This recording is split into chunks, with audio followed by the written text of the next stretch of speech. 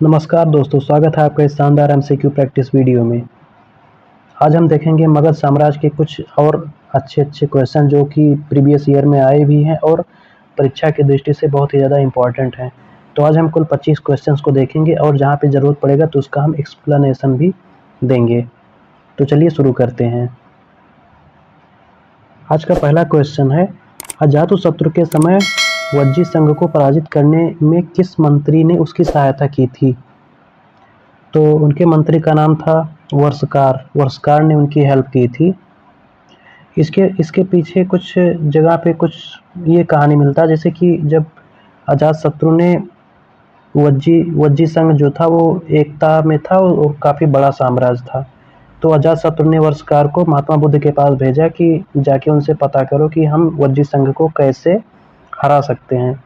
तो क्वेश्चन एक और बनता है एग्जाम में कि अजातशत्रु ने वर्षकार को किसके पास भेजा था? तो इसके लिए इसका आंसर है, अजातशत्रु ने वर्षकार को बुद्ध के पास भेजा था सलाह लेने के लिए कि वज्जी संघ को कैसे पराजित किया जाए। और जो भद्रबाहु थे ये दिगंबर संप्रदाय के थे और जो जीवक थे ये महात्मा बुद्ध के ही समय के थे और देखा जाए तो ये महात्मा बुद्ध के अनुयायी थे और उनके पर्सनल चिकित्सक भी थे। चाणक्य, पूरा इनका नाम कौटिल्य, और ये चंद्रगुप्त मौर्य के दरबार में थे। मौर्य वंश को बनाने में चाणक्य का ही मेन योगदान है। अगला क्वेश्चन है, मगध के राजा बिंबिसार ने अवंती के शासक चंद्रप्रघोट के उपचार के लिए किस राजवैद्य को भेजा था? तो ये जो राजवैद्य जीवक थे उन्हीं को भेजा था। और जो जीवक थे ये बौद्ध समय के थे, बौद्ध काल के थे। और जीवक जो थे वो बिंबिसार के बाद अजातशत्रु के भी समय पे थे। अगला देखते हैं धन्वंतरी। धन्वंतरी कौन थे?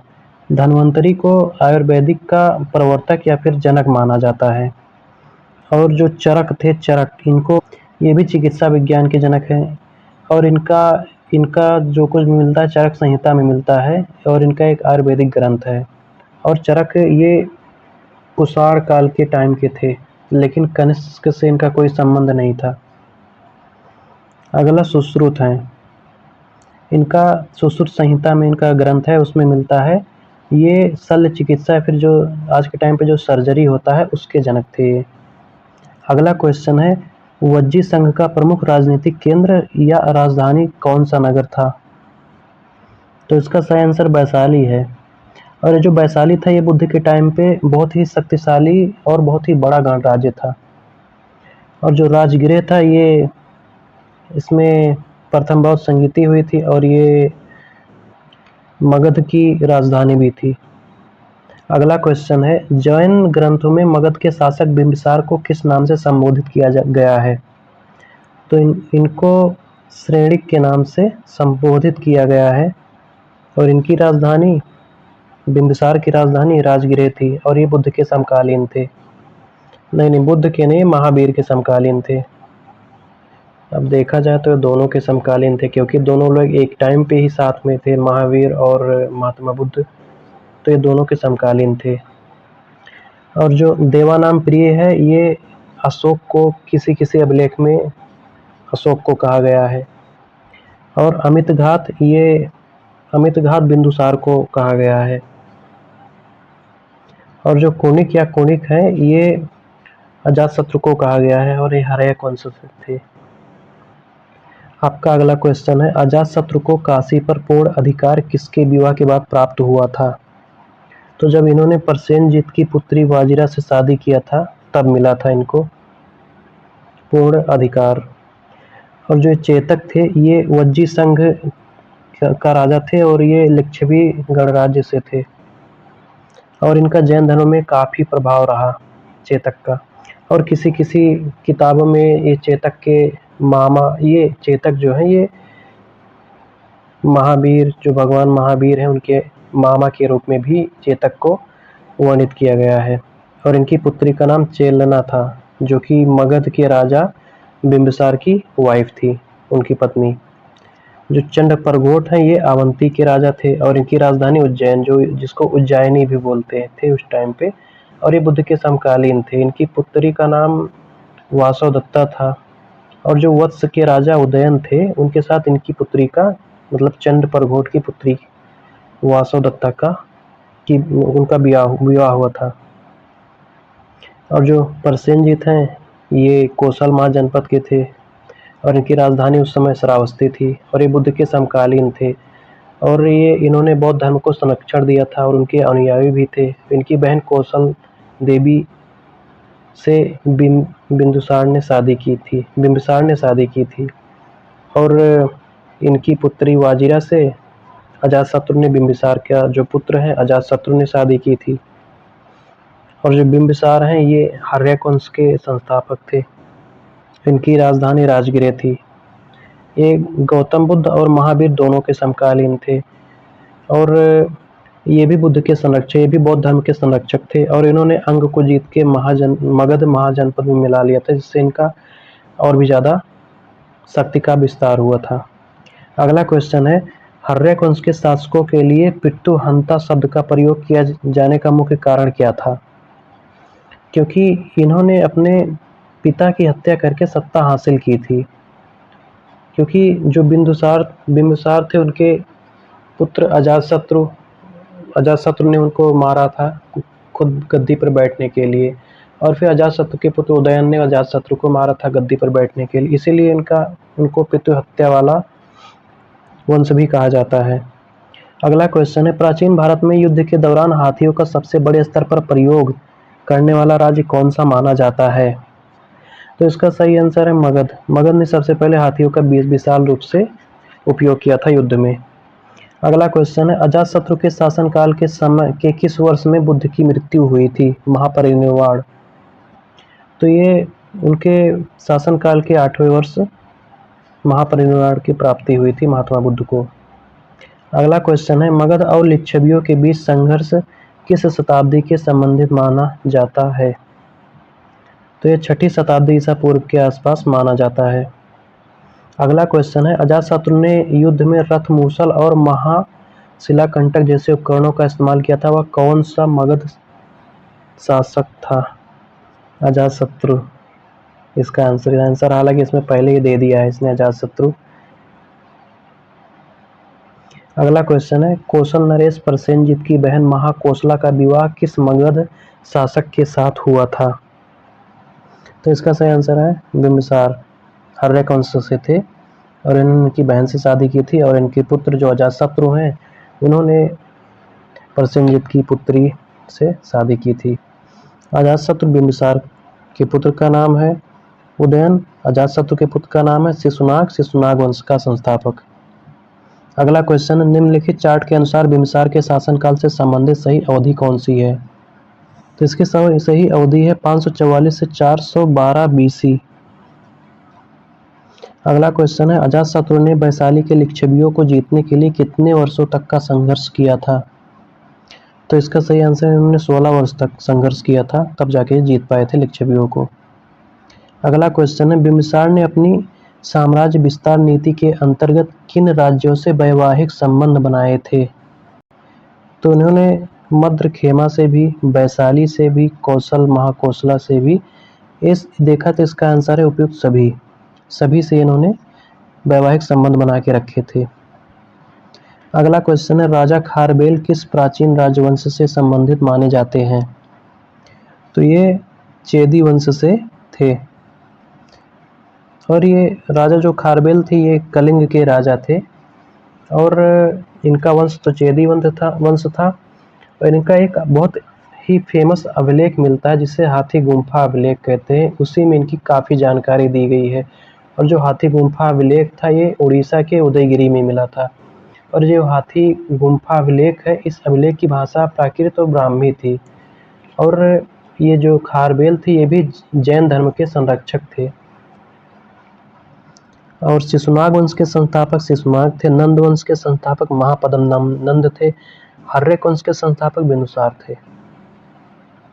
अगला क्वेश्चन है, शिशुनाग द्वारा अवंती पर विजय प्राप्त करने के बाद उसे किस राज्य में शामिल किया गया था? तो उसका सही आंसर है मगध। उसको मगध में उन्होंने जीतने के बाद में शामिल कर लिया था, तो उससे उनका साम्राज्य और भी ज़्यादा मजबूत बन गया था, और भी ज़्यादा पावरफुल शक्तिशाली बन गया था। और जो वत्स था ये इसकी राजधानी कौशाम्बी थी, और कौशाम्बी अगर देखा जाए तो वर्तमान समय में इलाहाबाद और बांदा जिला को मिला के बना है।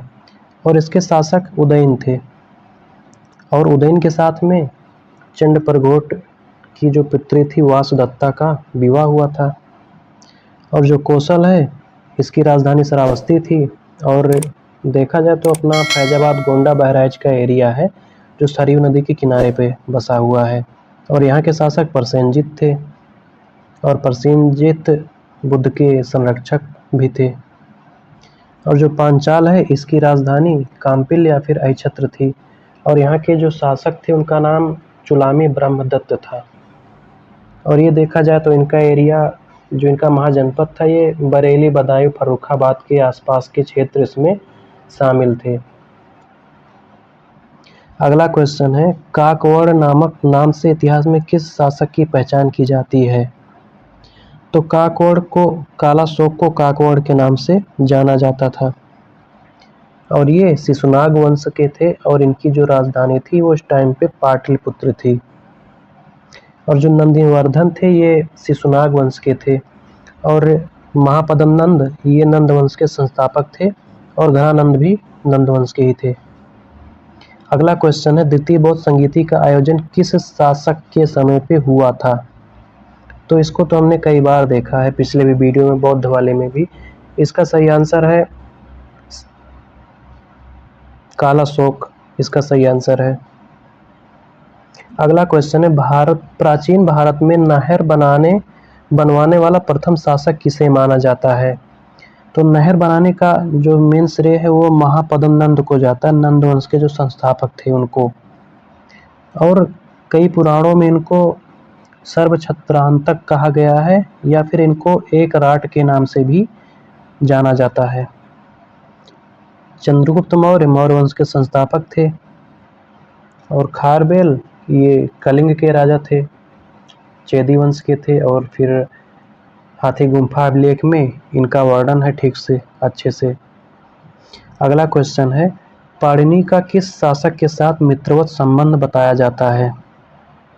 तो इसका सही आंसर है महापद्म नंद, नंद वंश के जो संस्थापक थे। और जो घनानंद थे ये नंद वंश के सबसे अंतिम शासक थे।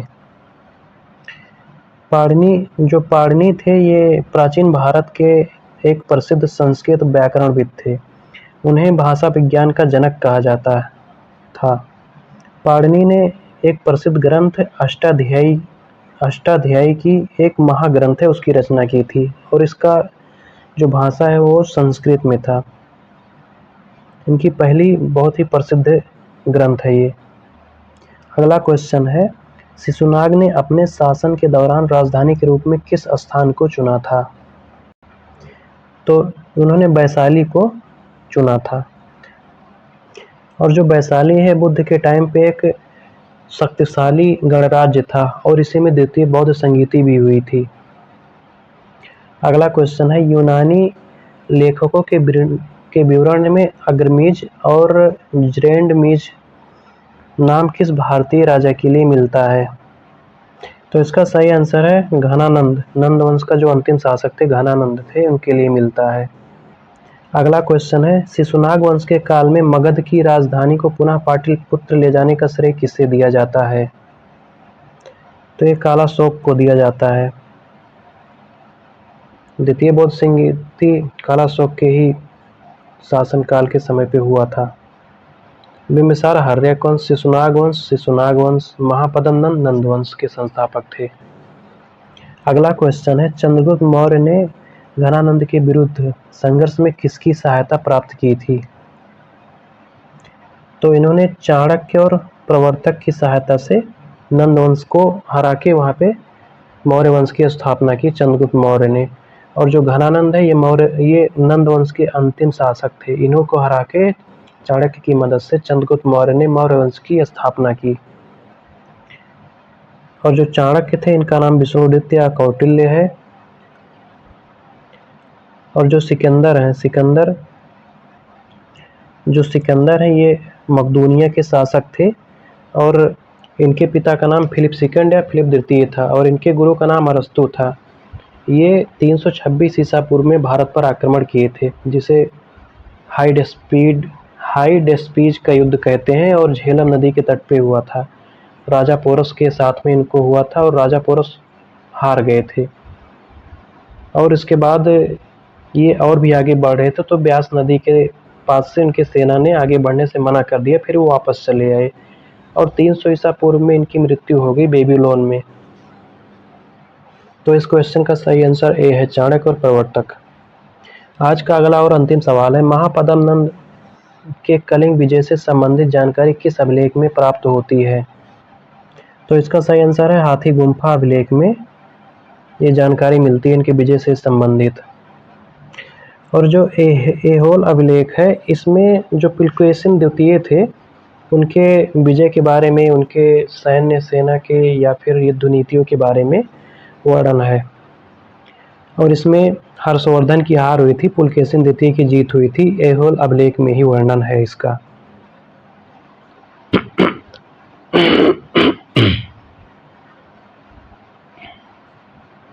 जूनागढ़ अभिलेख।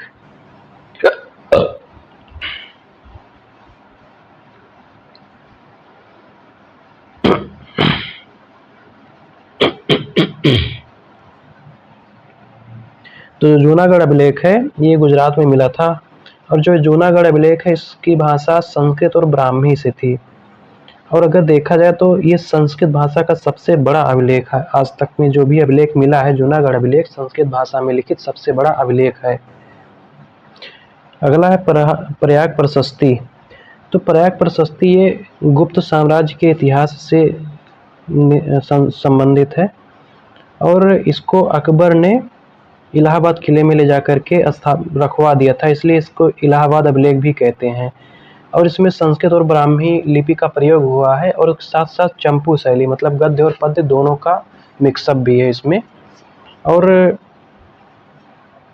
इस अभिलेख में हरसेन जो कि समुद्रगुप्त के मंत्री थे उनका भी उल्लेख है।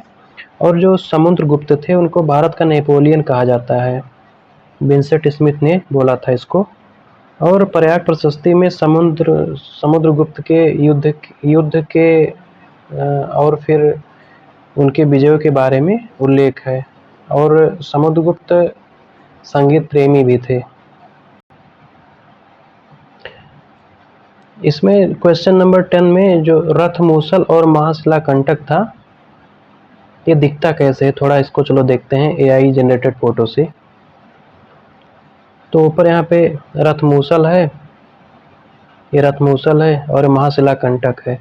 महाशिला कंटक इसमें बड़े बड़े पत्थरों को भर करके फेंका जाता था, काफ़ी दूर तक जाते थे दीवारों पे, किले के दीवारों पर कहीं पे जो गिरते थे काफ़ी बड़े होते थे पत्थर तो वहाँ पे तोड़ा जाता था। और फिर ये रथ मूसल क्या होता है कि रथ के सामने लोग कुछ हथियार बांधे रहते, जैसे जैसे चलता था तो आगे वो लोग काटते चलते थे और उससे रास्ता बनता जाता था।